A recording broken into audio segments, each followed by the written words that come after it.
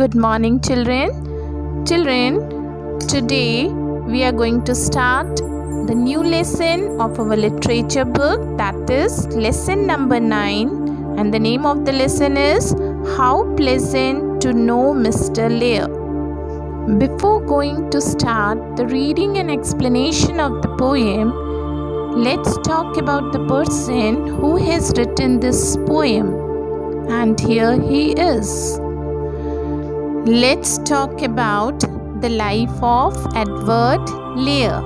Edward Lear was born in 1812 and died in the year 1888.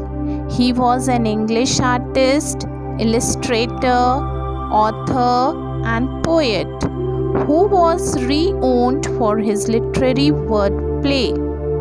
He started work as a serious illustrator, and his first publication was published when he was 19. In 1846, Lear published a book of nonsense verse, a volume of limericks that helped popularize this form of poetry. How Pleasant to Know Mr. Lear is Edward Lear's self-portrait. So children, let's start the poem. Let's do the picture reading.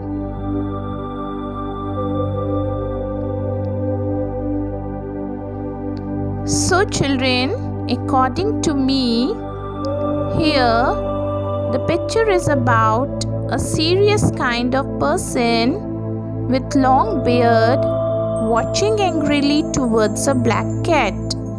Both of them are having eye contact. As we have read in the poet's life introduction that the poem is Mr. Lear's self-portrait. So, the person is Mr. Lear. How pleasant to know Mr. Lear, who has written such volumes of stuff. Some think him ill-tempered and queer, but a few find him pleasant enough. His mind is concrete and fastidious. His nose is remarkably big. His visage is more or less hideous. His beard, it resembles a wig. He has ears and 2 eyes and 10 fingers, leastways if you reckon 2 thumbs. Here, concrete and fastidious means practical. Visage means facial appearance. Hideous means very unpleasant. If you reckon means if you consider. So, the poet Edward Lear is discussing about himself, rather to say writing about himself. He says that some people think he is bad-tempered and rather strange, but some people like him and think of him as a pleasant man. About himself, the poet says that Mr. Lear is a very careful, determined and practical man. Describing the physical appearance, the poet says Mr. Lear has a large nose. Perhaps because of this, his face is rather ugly. He wears a beard that doesn't look real. In fact, it looks like a wig. Mr. Lear's other physical characteristics are very normal. He has 2 ears, 2 eyes and 10 fingers, counting his 2 thumbs. Now, let's proceed with the reading and explanation of the rest of the lines of the poem. He used to be one of the singers, but now he is one of the dumps. He has many friends, laymen and clerical. Old Foss is the name of his cat. His body is perfectly spherical. He weareth a runcible head. He weeps by the side of the ocean.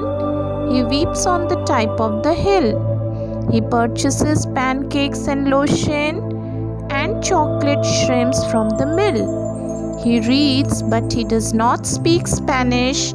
He cannot abide ginger beer. Ere the days of his pilgrimage vanish, how pleasant to know Mr. Lear. Here, in these lines of the poem, the poet says about himself that he used to be one of the singers, but now he is one of the dumps. The poet probably is referring to Mr. Lear's earlier habit of singing or expressing himself, but he has stopped doing that and has now become a silent person. Mr. Lear has several friends. Some of his friends are clergymen, that is, they are connected to the church. In addition to these, he also has friends who are ordinary people. He owns a cat named Old Foss. Going back to describing the physical appearance of Mr. Lear, the poet mentions that he has a perfectly round body and that he wears a type of hat known as a runcible head upon his head. Mr. Lear is a rather sentimental person who cries a lot. He cries almost anywhere, whether sitting by the side of the sea or sitting on the top of the hill. Mr. Lear has very specific likes and dislikes. He always buys pancakes and lotion, and from the mill he buys chocolate shrimps. Among Mr. Lear's talents in his ability to read Spanish. However, he does not speak the language. One of Mr. Lear's most disliked edible items is ginger beer.